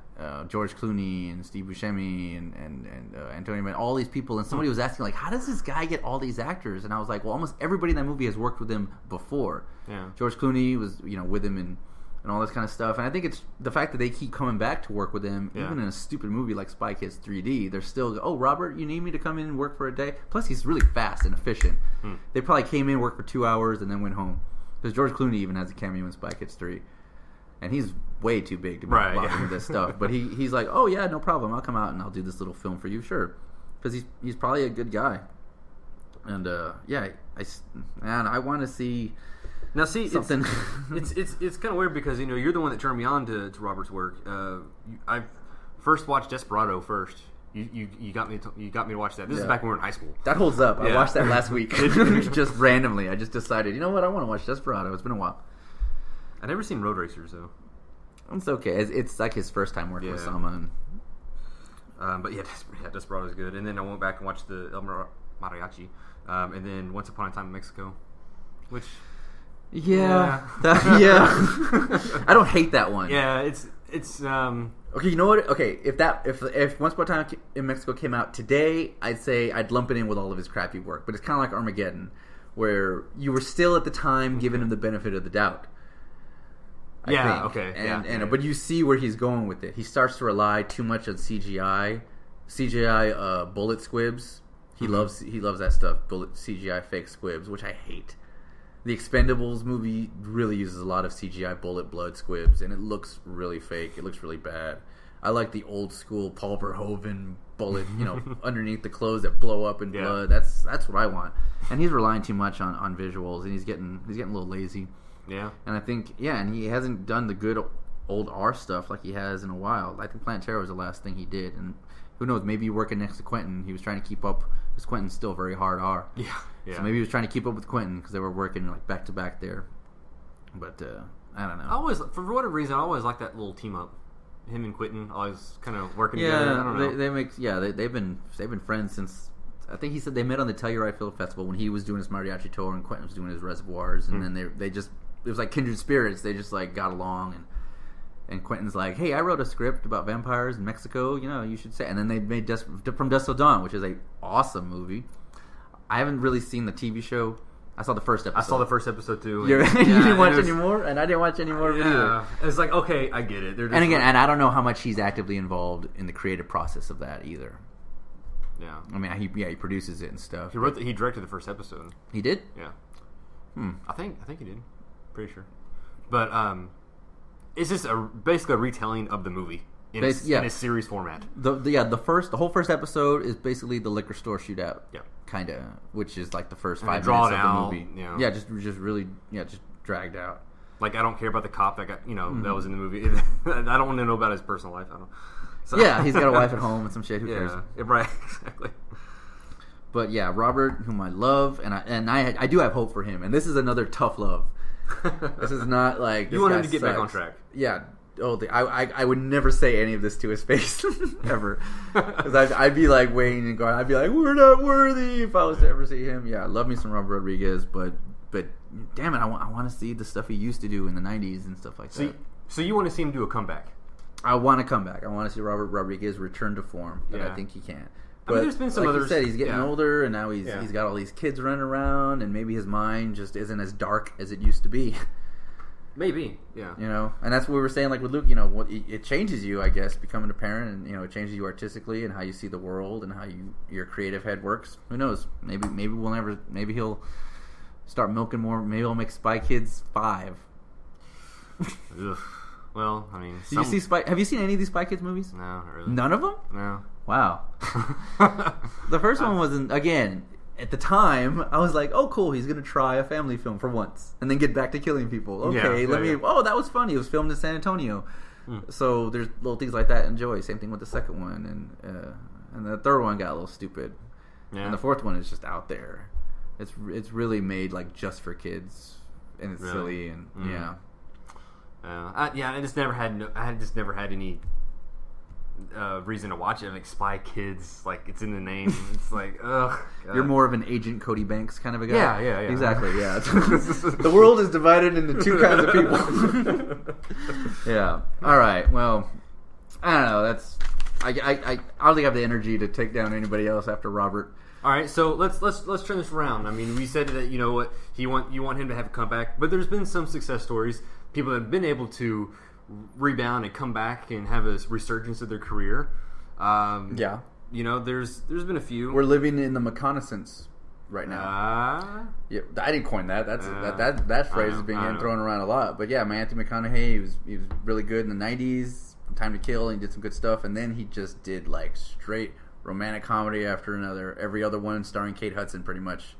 Yeah. And and then he did like Mud, and then Wolf of Wall Street, obviously Dallas Buyers Club. Mm-hmm. Now I'm not saying, again, you know how I feel about Interstellar, but it's not the crap he used to be doing. Yeah, and now he's back. And even then, Interstellar, I mean, I guess that'd be subjective too, but because it made money, you know. Yeah. One thing I was thinking of was Ben Affleck. Totally. He only has his acting career has been, but it was his directing that managed to give his acting career new life. Right. Yeah. Yeah, and there's another guy who, because he started off with Kevin Smith, we mentioned him earlier. You know. He kind of started off there, and others. Oh, he was also along with Matthew McConaughey, Dazed and Confused. He was the bomb in the Phantoms. He was a bomb in the Phantoms. Yeah. I'm trying to think what else he did in the '90s. Armageddon. Wow, everything's coming full circle. All these guys are kind of connected. Like him and Good Will Hunting. He won the Oscar for that, right. And that made him like a household name. And then it was funny at the time. I was kind of following both of their careers at the same time, and it seemed like Matt was taking more serious stuff. He was doing like Talented Mr. Ripley and Rounders and Saving Private Ryan, while Ben Affleck is doing like Forces of Nature and what I just said, Armageddon, and he was trying to really milk it, trying to become a. He started dating J-Lo. He became the first Bennifer. We owe him for these celebrity couple names. I think that right there should have been the end of his career. We wouldn't have a Brangelina or a Tomcat or any of that shit without him. And we've even got Bennifer 2, is what they say for him and Jennifer Garner. And it seemed like he just cared about making money and being a movie star or being the tabloid. Yeah. And then he started really falling with Jersey Girl and Geely and all that kind of stuff. And I think he said, okay, I need to reinvigorate this. Yeah. I think he did a movie called Hollywoodland where he played George Reeves, the original Superman. Right, yeah. Mm-hmm. And everybody was like, "Whoa, that's like something different. That's like a good movie." You think that's the turnaround of that? Like the start, like maybe the spark that changed? Well, I'd have to like really look at his whole resume and spark it. But I remember when I started hearing he was good in it, I remember pricking my ears like, "Oh, really? Ben Affleck's doing something good. That's good to know." Because he does seem like a cool guy. Yeah. I don't hate him. I've seen him, do interviews and stuff. He seems like a cool dude. And then after that, I don't know if it was right after that, but his directing career with Gone Baby Gone, he put his brother starring in it. It was set in Boston. It was based on a series of novels, a Dennis Lehane novel, whose books have since been adapted into a lot of successful films like Mystic River and stuff. And everybody was so shocked, like, holy shit, that was a really well-directed movie. And I think I saw The Town first. And I saw that in the theaters, and I was like, wow, this is like Heat, but not boring. I'm going to say right now, Heat's a great movie, but you got to trim at least 30 minutes from that movie. Cut the whole Natalie Portman plot. Cut the guy who's killing all the prostitutes plot, which has nothing to do with the rest of the movie. The Heat was pretty long, but it was a much tighter film. The pacing is great. You owe it all to Ben Affleck. He paced this really well. It's a tight film, even though it's pretty long. It doesn't feel long. Mm-hmm. The action sequences are done really well. And then he goes and he does Argo after that. Yeah. And he gets snubbed. It wins Best Picture, and he doesn't even get nominated for Best Director. Yeah. That was I haven't seen The Town that upset since like Martin Scorsese got passed over for Raging Bull. And now Ben Affleck's up on top again. Now he's fucking Batman. It's true. Yeah. Yeah. Like they wouldn't have given that if they didn't think that his acting path was back on track again either. Because he's good in The Town and he's good in Argo. Yeah. You know what? I still haven't seen Gone Baby Gone. But, you definitely should. It is a really good movie. What was that movie with who was in it? Gone Girl. No, before that. Oh. Did you see Gone Girl? Yeah. They say he was great in that. I think he was okay in it. Oh, he was just in Runner. I saw that one. Oh yeah. You know what? I didn't really love that movie. Yeah. I don't blame that on him though. When I watched that movie, that was after like he was already announced as Batman, and I was like starting to look at how he could do. Just like just to see if he's just his performances in general. And I liked his performance in it, but the movies I kind of. The movie didn't really grab me, but I thought he did fine. And then Gone Girl, I just saw Gone Girl a few weeks ago, and I was surprised. He was in Extract, and I don't think it's not a bad. I don't like Extract as much as I like Office Space or even Idiocracy, But Ben Affleck was kind of like the best thing in it almost. It looked like he was having fun. Mm-hmm. It was refreshing to see him try a little something different, to try a bit part. Yeah. You know, because he was just a tiny role in that. But yeah, in the late 90s and 2000s, he was doing paycheck stuff, like the movie Paycheck. He's in a movie called Paycheck. I mean, come on. Daredevil. I know we didn't talk about Daredevil, yeah. But I mean, at the time, I don't blame him for taking it. Superhero movies were starting to take off, and this was he wanted to get in on it. Now it seems like everybody wants to get in on it. You know what? And I've gone on record before. For Daredevil, I don't have any issues with Ben Affleck as Daredevil. Just with his haircut. No, yeah. I thought his haircut was a little silly, but yeah, Ben Affleck as Daredevil, I thought he was fine. Yeah, I think that was just issues with the movie itself, the writing and directing. You know who else is in Daredevil? Kevin Smith. Again, it's all coming around full circle here. But yeah, Ben Affleck. I'm glad his career is back on track. Yeah, totally. Just because I don't know about you, but for me, it was just like when I was in high school, he was doing like Mallrats and all that other stuff, and I was like, I've kind of like, I don't want to say I've grown up with him, but I mean, it's like I don't know, I've seen his career. Pearl Harbor. That was another one that was like, again, working with Michael Bay after some money. That movie was just trying to be Titanic. But it was trying to be Titanic, basically. Let's make a big historical, based on a historic tragedy, but really it's just a love story set under the backdrop of a tragedy of American history. That's kind of what Pearl Harbor was trying to be. Yeah. And Jimmy started on Pearl Harbor. We never even talked about that when we talked about Michael Bay. We kind of just skipped over that one, didn't we? Yeah, a little bit. I think we did. Trying to block it out of your memory. Anyways, who else? I think I remember when in 2002 he was trying to reboot the Jack Ryan franchise. He did a movie called Sum of All Fears, and I think right around the same time Matt Damon had just come out with Private Ryan. No, I'm sorry. Matt Damon had come out with Born Identity. It's like they were both playing spy type characters, and Matt Damon's clearly was better. And nobody even remembers Sum of All Fears, and now we just had a new Bourne movie a couple years ago. I don't know. Yeah, you track both of their careers. His is like a big zigzaggy line. Matt Damon is kind of always up there. But Matt Damon has always been steady. I would even argue that now Ben Affleck's star is even surpassing Matt Damon's right now. Oh, definitely. Yeah, I think so. Because Matt Damon, there was a time when Damon was on top. Yeah. Yeah, I wouldn't say his career, his slump is so far that he warrants being included on this list. I don't think so. But it has been probably Bourne Ultimatum was the last good thing I can remember that I've seen Matt Damon good in. Yeah. Yeah, I didn't see We Have a Zoo or We Bought a Zoo and like I said, Monuments Men. That was a disappointment. But who else? There was someone that you wanted to mention. Okay, someone else who I think the idea of a comeback like this, one of the first things that came to mind was John Travolta. But this is a unique case. John he was huge in the 80s with Grease and Saturday Night Fever and all that, and Welcome Back, Kotter and Carrie, and he was a heartthrob and all that shit. And then later on, his career started slumping. He started doing like Look Who's Talking This Time, whatever, that part 5, whatever, I don't know. And he wasn't doing very good for a while. And then Pulp Fiction came out, and it's like, whoa. And then we had a big, I was about to say reconnaissance. I was trying to turn Travolta resurgence. And then he had Get Shorty, he had Broken Arrow, he was in that movie Michael. All of a sudden he was everywhere in the 90s, and those are all pretty good movies. Good movies, yeah. Yeah, I never saw Michael, but I like the hell out of Get Shorty and Broken Right Arrow. before you said Michael, I was like, yeah. And Face Off. Yeah. And he was really big in the 90s, and then he started, getting some clout again, and he used that clout to make a passion project called Battlefield Earth. Based on a novel by L. Ron Hubbard, the founder of Scientology, of which he is one of the most famous members. Scientology. And it was great. I love Battlefield Earth. I love this movie. It's terrible. But it's terrible on every single level. It comes all the way down to being bad, but it's so bad it comes back around to that it's a so bad it's good movie. Yeah. It is like the best so bad it's good movie.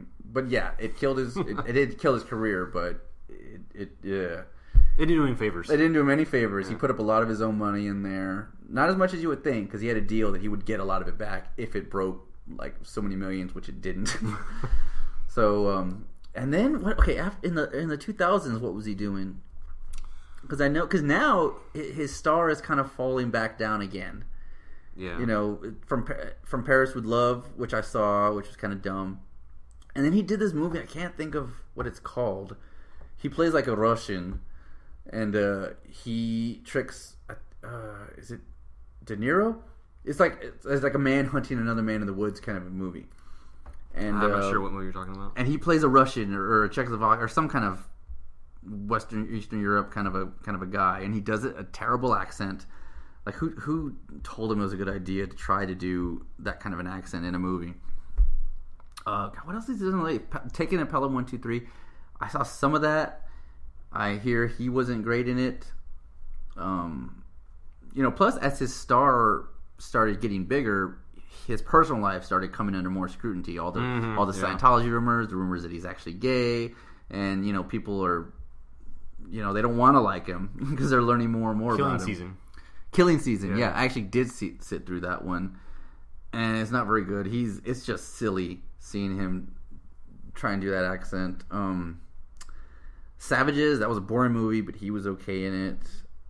And then he watched Savages. I don't remember what did he do in Savages. He was like a federal agent, a dirty federal agent. Oh, he was like Okay. And he did some comedies like Hairspray and Wild Dogs, and I think that had like I don't know if it's a sequel or if it's because it was called Old Dogs, which I didn't see. I did see Wild Hogs. Yeah, I always kind of assumed that was like an unofficial. Because it sounds the same. Yeah, and like similar cast members, right? Yeah. And then around 2000, I think maybe that's like did you like Swordfish or Basic or Punisher? I like Swordfish. You like Swordfish? Yeah, I don't know why, but I do. That little bitty. Peach Fuzz, I don't know. Is that yeah? Well, it's like when under your bottom lip, right? That little triangle of hair that he has, and that stupid haircut in general. And it was I don't know. I thought I did not like Swordfish. I don't know. That's a guilty pleasure. And you know how I hate Halle Berry. Yeah, I think she's terrible, and yeah, she ruined it. I thought he was okay in Basic. I'm trying to think what that one was. It's like a conspiracy kind of a movie in the army, and you know. Like the whole movie is told in flashbacks about what went down. He shot first. He did this. I think John McTiernan actually directed that movie. And there's a guy I would love to see make a comeback. I think John McTiernan is finally out of jail and he's finally allowed to do. You're right. To do work again. He did. Yeah. That one. Yeah. I would love. No, there's a guy I would love to see make a comeback. His slump is because he was in jail. What do you want? But John McTiernan. What was he in jail for? You know. I don't want to say because not like it because I'm not sure. I'm like so not even sure. I don't want someone to be like that's not why he was in jail and call me out. Did you like him in Punisher? Did I like John Travolta in Punisher? Yeah. He was okay, I guess. I mean, I don't like that movie. Yeah. To begin with. I think the only thing I liked about the movie was Thomas Jane's Punisher.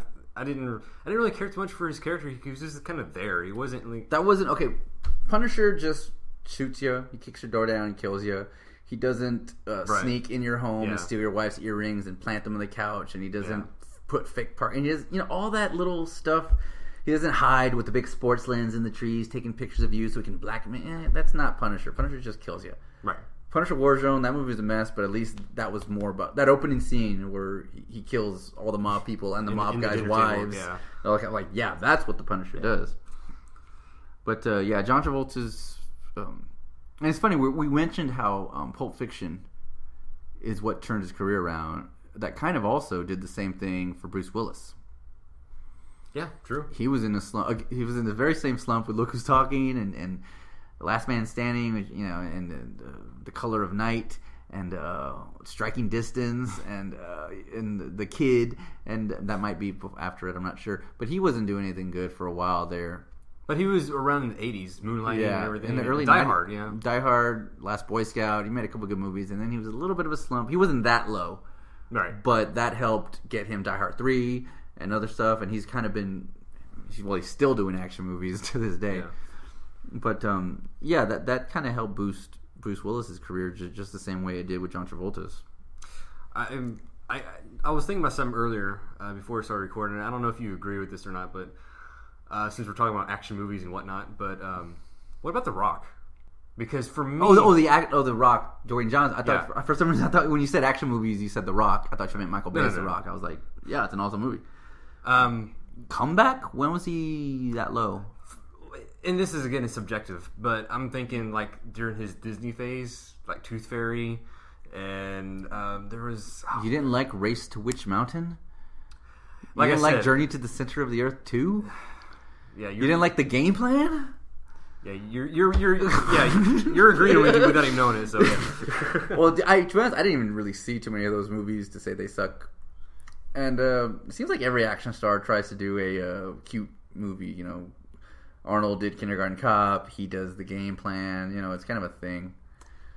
Yeah, I know, but it just seems like where was he going at that time? I mean, it was like just going nowhere. And then he got out of the Disney deal, and now he's shot. Was that all part of a deal? Like he was contracted to make those movies? Yeah. Well, there you go.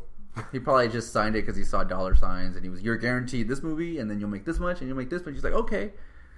Well, it still doesn't mean you didn't make them. Yeah. Well, okay. So you think that The Rock right now has returned to? Well, I would say returned to form. When was he ever?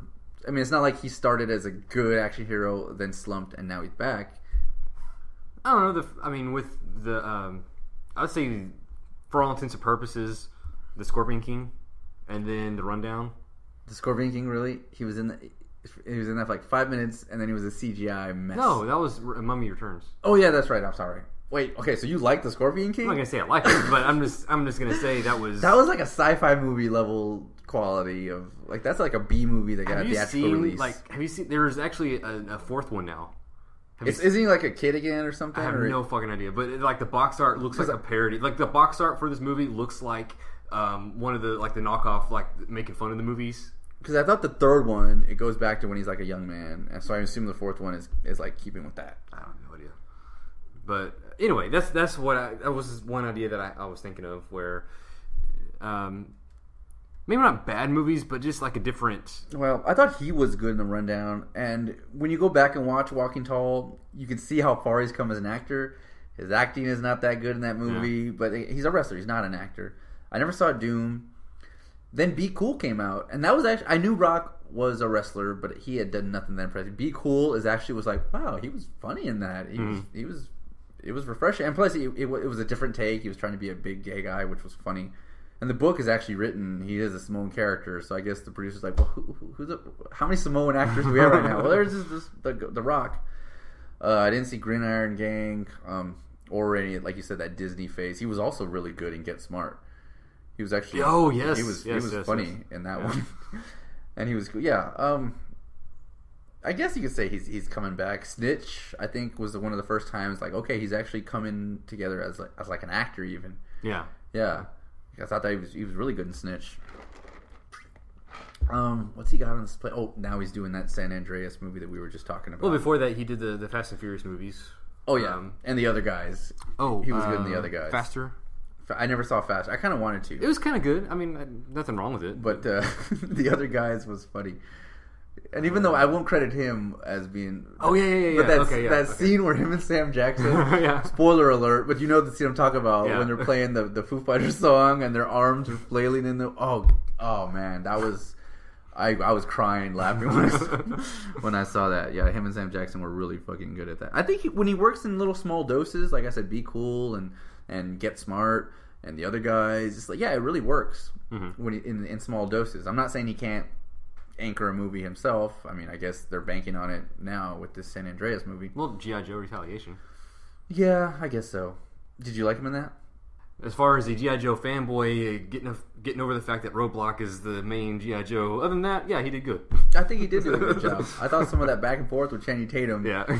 He's like, you love my panties. And that's an odd comeback. Shit, no, you love your panties. You know, they had a little stepping over each other's lines, a little like, it almost felt improv-y. Yeah, I thought he was pretty good in that too.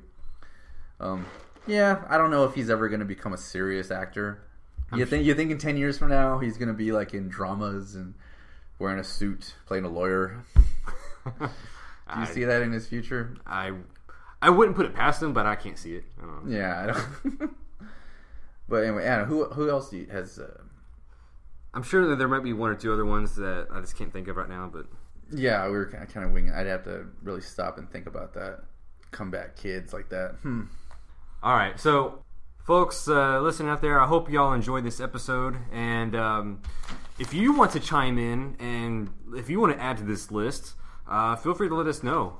Again, you can always catch us on Facebook.com/PopCultureRewind and also on the Twitter at PopCultureRWND, or just shoot us an email at PopCultureRewind@gmail.com. Oh, he's also going to be Shazam. Oh, that's Sorry, true. I'm talking about The Rock again. That's, yeah, but that's a big thing. He's got. I told you, everybody wants to get a piece of a superhero franchise. Anyways, might be good. Yeah. So, all right. Well, until next time, ladies and gentlemen, always remember to pop your culture. You know who I wanted to mention? Speaking of Shazam, Ryan Reynolds was on my list, but I didn't want to get to it. Ryan Reynolds. Do you think he's good? You know what? I can see where you would say that, but because he's been hit or miss, like B movies here and there, like comedies, things like that. But I think he tried to get away from being a comedic actor, and he tried to be like an action star and do serious movies like Amityville and stuff like that. And not that he's a bad actor, but yeah. If he gets Deadpool, I think that's him trying to get back to his like wise ass comedic-y kind of roots, because I don't think anybody wants. And then he started doing like romantic comedies and stuff. Yeah, like The Proposal and the one where he's got the 3 wives. I forget what it's called. Definitely Maybe. I've never even seen that. Yeah, he started doing like romantic comedies and stuff too. And he was started straying away from his wise ass shit. As long as we get Deadpool, that'll be enough of a comeback for him. So he was in Ted. Oh, and then Green Lantern. He was in Ted. I don't know. But yeah, well, we didn't talk about Green. Well, that was something else. Green Lantern would be like definitely. It'll put him on the list for sure. Mm-hmm. Adventureland, he was in that. Would you consider the Wolverine movie like part of that? I thought in Origins, no, he was the best thing in that movie. But the movie was bad. The movie was terrible, but he was really good in it. He was in Smoking. Again, he's trying to do action, straight action. Smoking Aces. Just Friends, I thought he was hilarious in that. I actually really loved Just Friends. Yeah, I don't know. Yeah, maybe he kind of belongs on the list. I think he had a huge slump because he wasn't good. He wasn't like a good guy for that long. He had a few good movies, became a star, and then he just like started doing shit, making money. Have you seen that movie where he was like pretty much? I think it was called Buried. Is that what it was? Oh yeah, where he's in a coffin, buried. Yeah, yeah. No, I didn't see it. I was like, is the whole movie going to be filmed in this? It is like the whole movie. That's why I didn't want to see it. Like an hour and a half of like the camera, like it's in him in a coffin. That's pretty much it. God, yeah. No, I didn't. It looked like that's what it was, and I avoided it because of that reason. The Change Up. That was another crappy movie he did. You don't like that one? That was with him and Jason Bateman, right? Yeah. Jason Bateman. We didn't mention him. No shit. He's ever since Arrested Development, he's been on fire. Yeah. Yeah. Because that was a big. Like, where was he before Arrested Development? Pretty much. Yeah, I mean, he was in like the Hogan Family. Yeah. And then he's on Top of the World with Teen Wolf 2. And of course, there's nowhere to go but down after that. Yeah. Oh yeah, I forgot Jason Bateman. Yeah, I even mentioned that. But when Ben Affleck, I said he was in Extract, starring Jason Bateman. I totally forgot about that. That would have been perfect. I kind of forget that he was. Because it's been a long time since he's been back. I kind of forgot that he wasn't even around in the 90s. It's like 2 careers. Yeah. I totally forgot that. Oh, Mr. Bateman. Whatever happened to Amy Smart?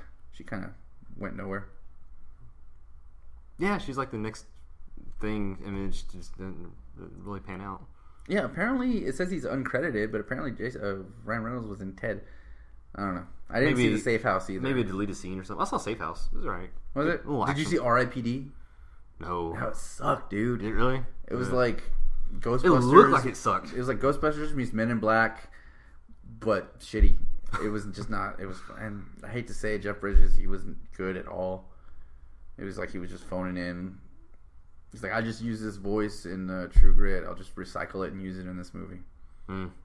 The Captive. I don't even remember that movie.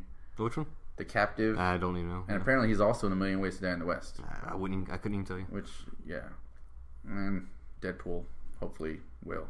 Yeah. All right. Are we done? Adventureland. He was good in that. Adventureland? Oh, yeah. Okay. Yeah. Because he wasn't trying to be funny. He was actually acting, and yeah, he was good in it. Even Kristen Stewart wasn't bad in that movie. Well, if there's another way to end the show, I don't know.